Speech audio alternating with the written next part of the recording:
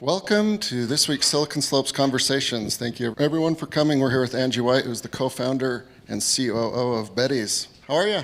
I'm good. How are you? Thank you for having me. Thank you for joining. I was actually putting my daughter to bed last night, and she has Beddy's. Oh, really? It's like way better than anything I've ever slept in. Oh, good. That's so great. She's getting the best sleep of her life. Yes, she does sleep good. Very cool. Thank you for being here. Let's start with the fun stuff, the founding story of Beddy's. Okay. So I am a co-founder of Beddy's. Betsy Mikesell is the one who came up with the idea. And she has twins, and at the time they had bunk beds. And they would not make their beds. She thought they were being lazy. And so she would get mad at him, and then she finally said, okay, I'll show you how to do this. So she goes and she starts climbing up the bunk bed, and she's skinning her knuckles on the rail as she's trying to tuck, and realized that the kids aren't being lazy. They really just can't make their bed. There's no solution. So she starts thinking there's got to be some life hack on how to do it, and Googles it, and there's nothing. And so immediately she's very creative, and immediately she starts thinking, well, what would be a good solution? And her mom sews, and so she took some of her blankets that she had, and they found the longest zippers they could find, and they just got everything that they needed, and her mom put one together with Betsy's help, and that was the first one. And she just thought, this is great for me. And Betsy was a hairdresser at the time, and she started telling her clients, like, this is what I did. Why isn't anyone complaining about bunk beds? Why am I the only one complaining? And why isn't there a solution? And they all loved it. And I, at the time, was her running partner, and she would tell me, and when I say that she always had a solution for ideas or problems, I'm not kidding. It was regularly, she would come out and say, this is a problem and somebody needs to do this to fix it. And this time she had done something to fix the problem and had the solution for her bed. I told her I had gotten rid of mine because they're such a pain. And anyway, when enough people were telling her they would buy it, what a good idea, she decided that maybe there was something there and brought me on at that point, and we developed together, and I would guess 2 years of getting a sample back just from a local seamstress that we found here in Utah, and kind of looking at every detail. We'd have our kids sleep in it. We would get their opinions. What did you think? And we eventually changed it. And the question we always ask ourselves, and this is the truth, we would always say, would we buy this? And if the answer was no, then we were back to the drawing board. We'd figure out what the problem was. We'd figure out a solution and take it back to the seamstress. So, and we're the only ones paying for this. It's a lot of money. We'd find the cheapest fabric we could find. Anyway, it was a lot of back and forth, a couple years of that. And we finally found a seamstress who had such a good vision, who put one together. And that was the first time I'll never forget. We were at her house. She pulled it out, and I'm like, I would buy this. And honestly, that's how we knew. We did a Kickstarter campaign because we didn't have enough money. We learned quickly about manufacturing, MOQs. We didn't have enough money for our first MOQ, which is minimum order quantity. And we both, I don't know, am I going too far? No, do you want me just to keep going? Okay. We each took out, we needed $250,000, and we each took out $75,000, needed another $100,000, so that was our Kickstarter campaign. And it funded April 17th of 2014 at $108,000. So we call April our birthday month, so it's our birthday month. We celebrate a lot in April. I know. Thank you. So officially, it's been 8 years. On the 17th will be 8 years of selling. And so Very cool. I love it. It's a classic entrepreneurial founding story. The problem, nobody else had done it. There's the solution. Gigantic learning curve, not enough time, money, knowledge. So congratulations. It's very cool. And that's what, we'll hit on a lot of the fun stuff as well as the stressy stuff. So you mentioned a few learning curves: fabric, seamstress, time, kickstart, acronyms in manufacturing. What was the biggest learning curve in the early days? So it was finding the right people. We wanted to manufacture in the U.S., and so we spent a lot of time looking for fabric here, looking for people who could, companies that could make it, and it was really complicated. And at the end of the day, we realized each bedding set would cost us either $600 or $800, just our cost. So that's not something I would buy. And we knew that there had to be another solution. And we also early on started the patent process, and they told us, don't tell anybody about this. I'm such a rule follower, I didn't even tell my parents. And so I remember when we finally, had the patent filed, I could tell our family members, and my sister-in-law knew somebody who could help us with manufacturing. And so that was a big step. It was just finding the right people, talking to the right people, and you find people that will help you and have a connection here. And that's where it started for us, and that's where we found out that first order was going to be $250,000. A huge learning curve. This is one of our true stories, but it's so embarrassing because we thought that the container would come over, and we honestly thought we were going to park that in front of our house and load up our garage and basements, because we lived just a few houses away from each other, and we were going to ship everything ourselves. And mentioned that to somebody, and they just said, hey, very nicely, why don't you talk to this person? He owns a warehouse. He can do warehousing and shipping, fulfilling, all of those things for you. And we talked to him, and it was our biggest expense, but it was one of the first smartest things we ever did. Like, I don't know what we were thinking I can't even imagine what our neighbors, if that would, what were they gonna do when they pulled up into an actual neighborhood? So we, that was one of the early things that we needed, that connection. Someone at work calls it our Beddy's Angels. We always have someone who just shows up and they help us, and that was one of the first ones. Another one, they wanted to know, the shipment was on its way, and they wanted to know who our customs broker was, and I didn't want to admit I didn't know what a customs broker was. And now I've learned it's okay to ask questions, but I said, let me get that to you. And I hung up, Googled it, found one quickly, and called him back and said, here's our customs broker, like I knew what that was. And so those are the kind of stories, because I was a stay-at-home mom. I had a few years of college behind me, and then I had decided to go back to school to finish my degree in psychology, not business. And Betsy was a hairdresser, so we didn't know anything, and literally had to figure out all of these things on our own. And it's crazy that it's really kind of crazy that it works. So Yeah, I think it's amazing, and again, I love these like classic entrepreneurial stories.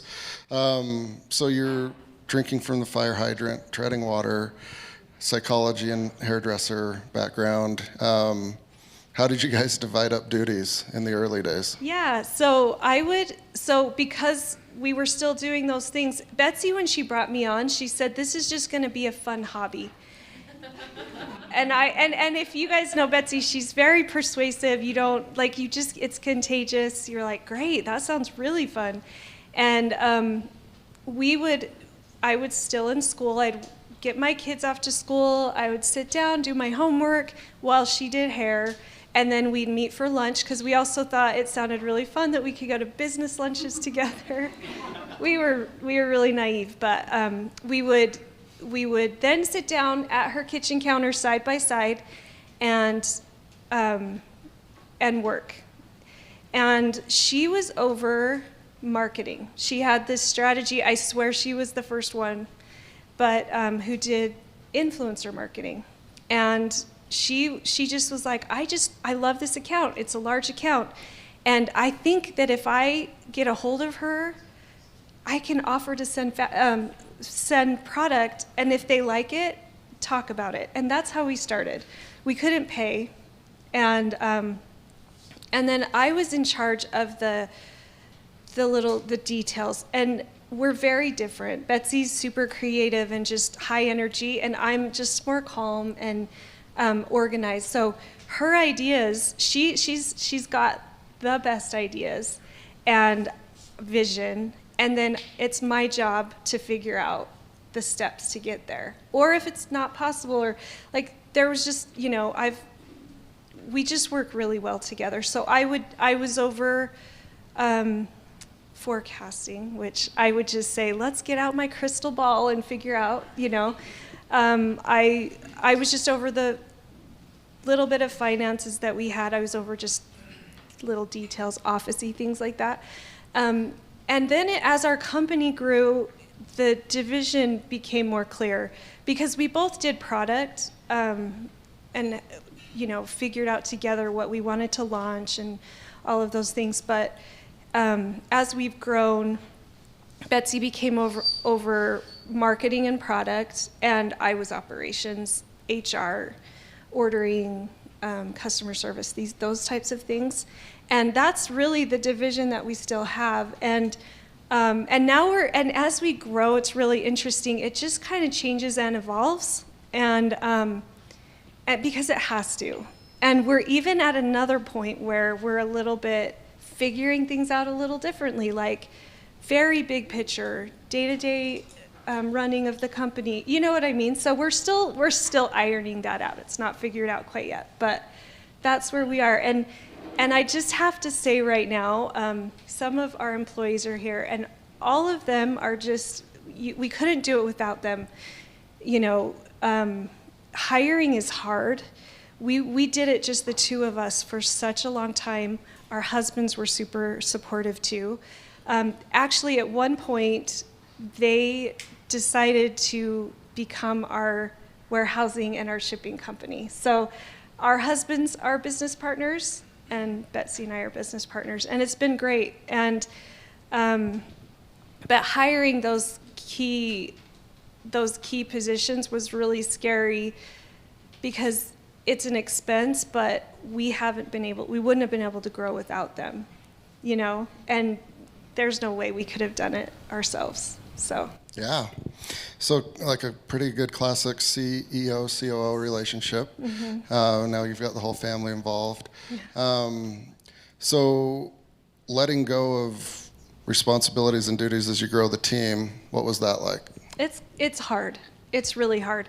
And so you just have to develop trust and collaborate and listen. And I think that, again, Betsy and I have such a good relationship and a good dynamic that we complement each other well. And so, but as you give up things, it is a little scary because you're used to all the control. For me, I just know I couldn't do it. When I was doing HR, customer service, I always say this to my director of operations, Steph, who's here. I always say to her, I did all these things, but not well at all. I just barely survived. And then I gave them to her, and she did such a better job than I did. And then together we've built a team of, a customer service manager who is just awesome at running her team. And Lisa, who does forecasting and ordering, has such a good team. She actually was the first one that took that off of me. Actually, that wasn't hard to give up at all. If I'm being honest, I was so happy to get Lisa because I I literally would just think, okay, I'm gonna get out my crystal ball. I didn't have software. I was just, I just did what made sense to me. I just pulled this data, like, okay, we have this many on hand. We sell this many in a week. If I buy this many, it'll last us this long. This is our lead time. I put all that together, and then I would crunch the numbers like with a calculator and a pad of paper. And Lisa came on and did it so much better than I did, and like by a million. And so that's just I just appreciate people who know what they're doing, and that takes this huge burden off of me, and I can look, kind of get up above the weeds and be a better director and owner of a company. Yeah. You guys' growth story is very similar to ours. We have a lot, like, we got to get out of the weeds, got to hire somebody, oh, we don't have any money. Getting more sophisticated. It's fun, but it's not that much fun. It's hard. It's stimulating, I guess, is the word. All right, you talked about a little bit like the division of duties, COO, COO, but with product, you guys were both kind of involved at the beginning. It seems like she is a little bit more, and you obviously have a product team, but you started with kids, and now you have a full line, right? Like, what was the process for the first new expansion, and how does it look now? How do you guys decide? Is it data? Is it gut instinct? Give us a bird's eye view. I'm so glad you brought up product, because Ange is over product. She was our first big hire, and she took such a chance on us, left a great job to come over, and she literally taught us so much because she's done this before. She was an expert, and she just was teaching us things that had never occurred to us. So at the time, with Kickstarter, we launched 4 styles, and we were only going to do twins and fulls because this was going to just be kids bedding, and then we had feedback on the Kickstarter campaign. Well, what if I wanted on my adult size bed? It hadn't crossed our minds because we thought we were just solving bunk bed bedding problems. So we got a lot of feedback and decided, let's try it. So we had a queen size set made. My husband and I had a queen size bed at the time. So we had it sent in, and because we didn't know if this would work for 2 people to sleep in. And the next morning after sleeping in it, Betsy loves to tell this story, but she said, I came out, I'm like, Betsy, we are onto something. And in my mind, I'm like, this is now something we can market to adults, not just kids. So we just opened up a huge opportunity, you know? And she's like, well, I'm glad you're on board and have faith in it now. But it was really like, no, I believe in it. But now we can market to adults because we were genuinely comfortable. We loved it. And so we added queen size to the website, or to the Kickstarter campaign. And then not soon after that, we added king, maybe that first year after we funded. And so we started with 4 styles. We wanted to be a kind of a neutral set so that you could change out the pillows and the decorations. Like maybe your child's into dinosaurs today, but in a month they're into Star Wars. And so that you can change the decoration, not the whole bedding set. And kind of working with a blank canvas was our thought. We did have one specific style that had multicolors with its own pillow set, but the other 3 were just solid colors. And we gradually added a few ourselves. I don't remember, I just know when Ange came in, she started doing like market research and like, these are the trends and things we hadn't, it was gut on our part before that. Betsy has a good eye. And so that's what we were doing at first. But Ange introduced that opportunity to look at what are the upcoming trends for next year, the color, the Pantone color, and all of that. So now there is there's strategy now. And also looking at our line, do we have this color? Like trying to just have a variety, and for different, adults and children, boys, girls, all of that. So we do try to do that. And then one of the things that we are really proud of, 2 of our styles that were in the Kickstarter campaign are our 2 most popular styles still. So Betsy and I did an okay job there, but it is a lower price point too. But they're solid, like they're doing really well. But we introduced a new, all along we tried to have a very high quality product because we wanted it to be something we would buy. And we keep increasing the quality to make it even better. And right now, I don't know, was it about a year or a year and a half ago we started the luxe line, 2 years? So we started a luxe line, and it's just fabulous. It's so amazing. And so that's an addition on our website, a luxe line. Just everything about it is amazing, luxe. So very cool. Yeah. All right, so it was a mix of gut and data. And it's a whole different ballgame when you're talking to somebody that actually knows a lot about something, right? The trends, or this is coming down the chute, this color combination is going to be good in 2022, but not 2023. And so I'm sure it was fun to learn from your team as you made good key hires, and they actually have a ton of expertise and experience. So on your website you have Beddy's is seriously everything you need, right? How long has it taken, or is currently taking, to get to that point? Beddy's is seriously everything you need. Well, it kind of started that way. I should have asked, does everyone here know how they work? I could explain it. It's a little better with a video, but it's zippered bedding. It goes on your mattress all in one piece. And so the top does unzip from the bottom, but it goes on like a fitted sheet. And so you have your bottom sheet with that. And then Betsy and I had just gotten rid of my top sheet with my kids years before this, because they would just bunch it up at the bottom of their bed, or it's on the floor. So I'm like, here's your blanket. We're not even dealing with the top sheet. So that's what we were like, we don't need a top sheet.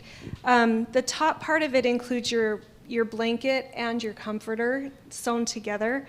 And the patent has it's just kind of hard to explain, but when you unzip it, a piece of fabric folds out so that when you're totally covered. You don't have to be zipped in to like a sleeping bag. If you're not zipped in like a sleeping bag, if you're in a sleeping bag and it's unzipped, you have this hole, right? And you have to zip yourself in. That's not what you have to do with Beddy's. It has that extra piece of fabric that hangs over, and so you feel like you have the full coverage of regular bedding. And then to make your bed, it's tucked in. You just tuck that extra piece of fabric in. We call it a comfort panel, and then you zip your bed up, and your bed looks made. Some of the feedback we got early on, like we thought we were just solving the problem of your bed's a mess and it's going to look nice now. Your kids are going to make their beds. But we had parents tell us, my son or daughter is now sleeping through the night because they're staying covered. They're not kicking the sheets off of themselves, so they're not waking up cold. And then, of course, they have to come tell the parents they're awake, and nobody's waking up in the middle of the night. So that's feedback we received. Parents of kids with special needs gave us, like, their kids loved it. They loved being zipped in because it gave them that comforting, tight feeling that helped calm them down and help them be able to sleep. And so we had some pretty cool stories early on, and then we continue to have these stories that parents telling us our kids are sleeping better. And if you have kids, you know that's everything. So. Yeah. Oh, it's a beautifully designed product, and it works really, really well. Thank you. And the adults love it, and the kids love it. Again, we've had Beddy's for a couple of years now, and I'm too lazy to research what products are. But yeah, this works. This is great. Bedroom's cleaner. She sleeps better, right? Had I gone and researched it, we'd probably have more by now. But so good for whoever made that. Well done. So you guys are solving a lot of problems based on your own intuition, but it sounds like customer feedback's an important part. How does that fold into the company? Yeah, we do listen to, we obviously want to have good feedback. We want to listen to our customers, hear what they need, hear what they want. I mean, it has led to some bad story, like some regrets too. Early on, we had a lot of, we felt like it was a lot. We didn't do research, but we felt like a lot of customers were telling us, you should get camo bedding. You should make camo bedding. And we're like, well, that, maybe 5 people said it. I don't know. This is one thing Ange teaches us, let's quantify. Let's decide if that's a large number. But to us, it was, so we did a whole line of camo bedding, and it was a total flop. So we're careful about making sure that the feedback is, quantifiable, it's good feedback, and works for us. So, but, the success stories, with our Kickstarter order, Betsy and I actually hand-delivered a lot of them to save on shipping. And we dropped one off, and the child with special needs got in. We actually helped the mom put it on her bed. She was like, come in, and we helped her put it on the bed.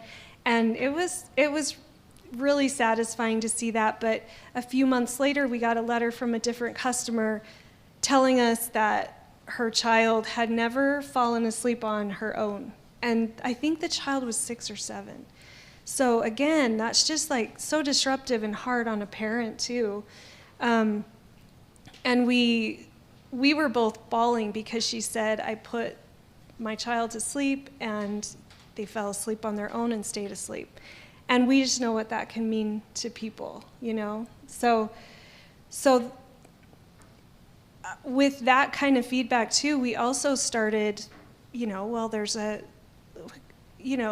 don't make claims that aren't true, but if people have a story, we'd love to hear that. My husband and I went on an RV trip across country, and he actually said, these are perfect for RVs. And they are, any space that's a tight space, we get feedback about college dorms. So then we kind of know who to target in marketing. And that's all customer feedback, except the RV was Greg. So, but you get that feedback, things that we hadn't even thought of. Okay, that's something we can market. We're not just solving the problem of cleaning a bedroom. This is actually helping kids sleep better and functional and more than just a bunk bed or so. Very cool. This wasn't me because I wouldn't know how to do it, but that's my feedback for most things is that would be good in camo. Don't follow it. It's not true. Clearly, us camo lovers are in the minority and probably shouldn't be listened to. We probably should have gone to somebody who loves camo and said, would you buy this? We just made up our own thing. It wasn't great. Yeah. So. All right. So you're successful on Kickstarter, successful with influencer marketing, successful with customer feedback. Not bad for first-time entrepreneurs. So now you've got this whole product line, and you've got research and analytics. Ultimately, what's your favorite product, though? Taking everything out, just your favorite. Yeah. So, okay, if you're an adult and you're wondering if this should go on your bed, the answer is yes. And what we did, we have a Minky lined bedding option or cotton lined. So what that means is the comforter on the top, the underside is either that Minky, that soft blanket, baby blanket fabric, or cotton, and go with I think you should go with the Minky. You might think you won't want it, but it's so comfortable. I love the Minky. I love the luxe line. Kind of depends on the mood of my, I don't really redecorate my room a lot, but any of the luxe line with Minky, you'll love it. Yeah, I would agree. Yeah. It is very soft. Do you know what, though? Our blankets are so good, too. Our blankets are amazing. They're big. They're, you can't go wrong with a blanket either. So, Yeah. yeah. The softness, I think, does help with the sleeping. Yeah. In my research with my kids, at least. Okay, so a lot of consumer brands and a lot of folks have been impacted by supply chains over the last couple of years. Has that been a problem for Beddy's? And if so, how did you guys deal with it, or how are you dealing with it? Yeah, it's been a really big issue. It kind of all comes down to lead times, which is just how long it takes you to get the product. So, I know for product, tell me if I'm wrong, Ange, but I think that they already have next spring's line decided. Even further, or are we a year out? A little bit. So we're way ahead on product because that takes so long to develop and get the right product. But then our lead times, when we started, we knew we would get the product in 30 days. And that was long. Sometimes it was 26 to 28. Now it is 85 days or something. I think it's going down a little bit. But that lead time, that just kills you with, we've recently renegotiated our terms so that we don't pay on the product until it gets here. And then just the planning. You just have to plan like crazy and put those lead times in. And it hurts when product is ready to launch and marketing is ready to launch and this is the date, and then they hear, actually it's stuck at the port. Or, we had some nightmare stories. They would lock a container up and we couldn't even get it. And it's in LA somewhere, and we have no control over it. And those are the kind of things we dealt with, but everyone did. And the cost too, like quadrupled for us. So it's a lot when you're putting that into your costs and margins. And so we just did our best and tried to anticipate.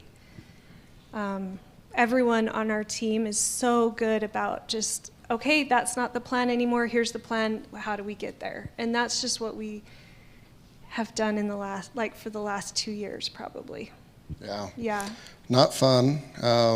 And kudos to you and your team for navigating what you can't control. But I don't think you guys own big freight liners and can't bribe the longshoremen to unlock the crates. Yeah, so. And you can't, air freighting it isn't an option. Our items are so huge. They're heavy, bulky, and you can't air freight that in, We're going to open up to questions in a minute or two, so don't be shy and get your questions ready here for Angie.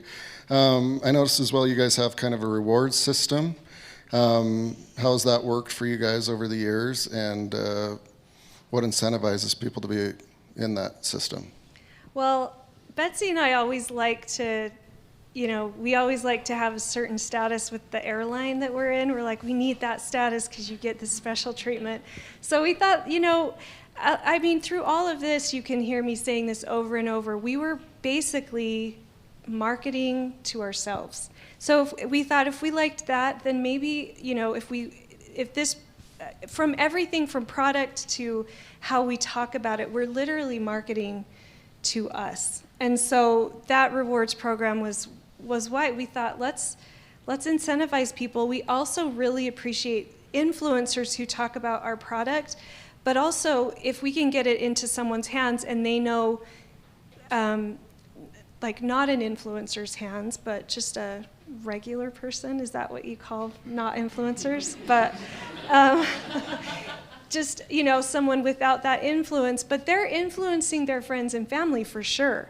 So if they can, and we would hear stories about kids that would bring their grandma to their bedroom to look at their bedding. So we're like, okay, if they're doing that with their friends or their sisters-in-law, if moms are, then maybe, they can say, hey, use this code and you get a discount, and then they get a discount. They get points, they do get status, and with that status comes different perks depending on your level. So it works really well.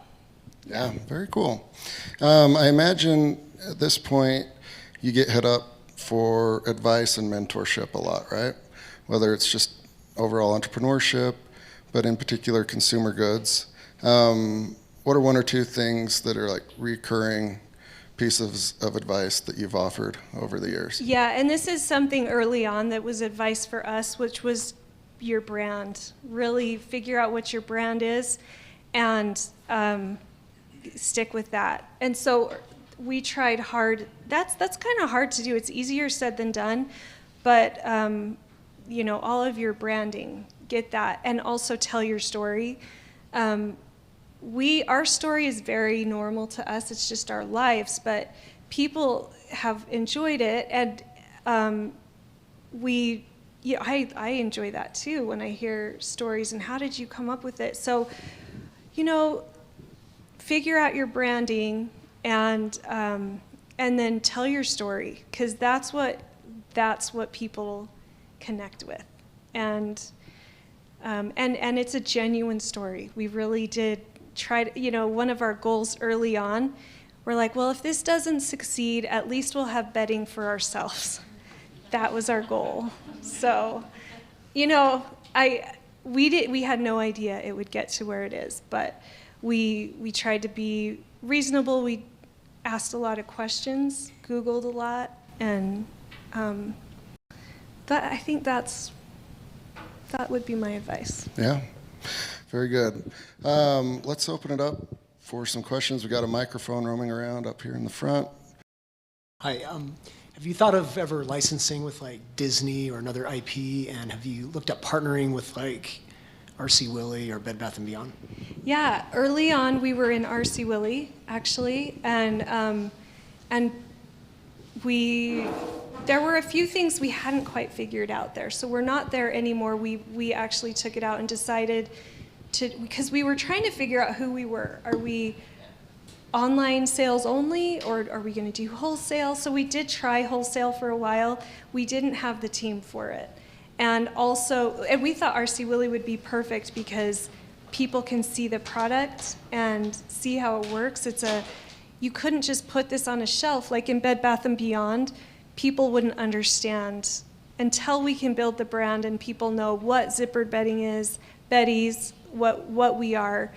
Putting on a shelf wouldn't work. So we pulled out of RC Willey because we finally just decided we're not going to do wholesale for now. We're going to focus on e-commerce.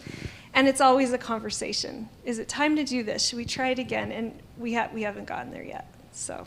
Like licensing. Oh, yeah. We have thought about that. And it's just one of those things that comes up a lot, but we're still trying to build our team out. And it could be, I think that's something, it's like college bedding, because these are so great in college dorms too. Usually there's the storage underneath, and so yes, we would love to do that sometime, probably. Inspiring story, Angie. Thank you. So you said you took out $250K, but I didn't catch, in addition to the crowdsource funding. Where was that $250 from is question one. Question two, how did you settle on product pricing, especially with your premium product? Yes. So Betsy and I each took out $75,000 from our home equity lines. And that got us to $150, and then the Kickstarter got us to $250. So that's how we got there. And what was your second question? Pricing. Okay. We had somebody tell us early on, get your cost and then multiply it by this number. So that's what we did. And Ange has a much better system now because she understands landing costs and all these other things. But at the time, we're like, that sounds good. We'll just multiply it by this number. And it actually was perfect. But we were lucky that way. Just good advice from some person I don't even remember. So. Better to be lucky than good. Yeah. Right there. So when it comes to influencers, sometimes there's kind of two strategies. You can pay somebody to like your thing, or you can pay somebody who already likes your thing because they like your thing. Yeah. How do you navigate between those two different, and have you gone both ways? Do you like one more than the other type of thing? Because you can pay someone with a big audience to like your thing, or like you said. Yeah, so full disclosure, I'm not over that, but I do know we don't pay. We have an affiliate program, so if they sell, like, they get a percentage off of their sale. We don't right now give somebody a ton of money up front to then talk about it. And I feel like that's been our strategy. Is that kind of what you're talking about? Yeah. So our strategy is like, can we send this to you? And if you like it, will you talk about it? And then we have this affiliate program that off of sales, you can get this percentage if you're interested. So that's been our approach. And we didn't start the affiliate program for years. In the beginning, it was giving them free product and that's it. But people really liked it. We were really lucky that way. And then they were willing to talk about it with their audience. So that was huge for us. You've talked about your influencer marketing. What else have you done with your marketing to grow to where you are now? Yeah, good question. So in the beginning, it was completely organic. We didn't do any paid. And we felt like if we were paying Google, we couldn't compete with other bedding brands, and nobody knew Zippered Bedding existed. So we had to build that up, and now we do Google and Facebook. Thank you, Kristen.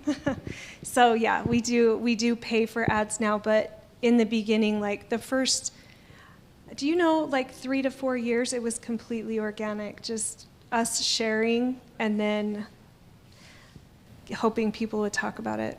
So. Okay, I have a couple of questions and I'll try to be succinct. Question number 1 is, how many employees do y'all have now? Question number 2 is, you mentioned that your husbands are business partners and that you and Betsy are business partners. So is the warehouse and fulfillment a separate entity from Beddy's, and do they have other customers as well? If that's the case, Okay. Yeah, we'll stick with those 2 questions. Okay, so right now, I don't remember. I think we're at almost 40 employees. So that's crazy to me, you know. Our husband's company is a separate entity, and their intention was to bring on other companies, but we took up their entire warehouse and just kept growing. And they had to get another building and then another building across the street. We've used storage units that are across the street, luckily. And just, that's how we've worked. We're actually gonna move into another warehouse. I don't know, like Tim, our amazing director over at Moxie, hopefully like May or June-ish, right? And our offices are there too. So all of the warehouse and office space is together with Moxie. So yeah. Did that answer your question? Yep. Right up here. Hi, thank you for sharing your story. It's very inspirational. Besides the Kickstarter campaign, have you raised any additional capital? Or are you able to do this with your internal cash flow? Okay, so when with our second PO, you guys, I don't know what we were thinking, but we were a little late to the game. We're like, oh my word, we have to put in another PO. And that took us by surprise. So we actually did bring on a silent partner who helped fund that second PO for us. And we were really lucky that way. He's been a great business partner. He just lets us do our thing. And you guys, I'm terrible. I can't. Did you have another question? No, was that it? Okay. We haven't had to have any funding beyond that. We just use our cash flow to take care of things since then. Yeah. Very cool. Silent partners are oftentimes the best Yep. partners. Very cool. Angie's agreed to stick around and answer any more questions that you guys have. Thank you so much for being here. This has been a really fun story. I knew a little bit about it. Now I think it's a fantastic, amazing story. Congrats to you and your team. Thank you so much.